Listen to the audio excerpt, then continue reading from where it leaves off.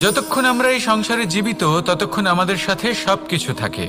আমাদের ধন, সুখ স্বাচ্ছন্দ্য, আমাদের মিত্রগণ, আমাদের পরিবার, এই সমাজ, এই সবকিছু আমাদের সাথে থাকে।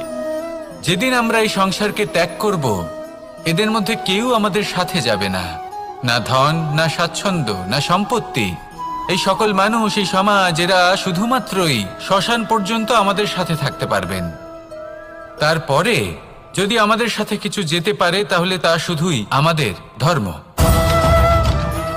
আর এই সংসারে আমরা নিজেদের যে সুনাম রেখে যাই সেটা সম্ভব শুধুমাত্র কর্মের দ্বারা।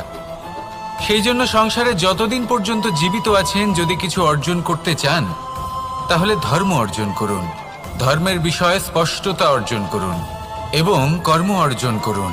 এটাই হবে আপনার অতীত এবং এটাই হবে আপনার ভবিষ্যৎ, এবং এটাই সকলকে প্রেরণা প্রদান করবে।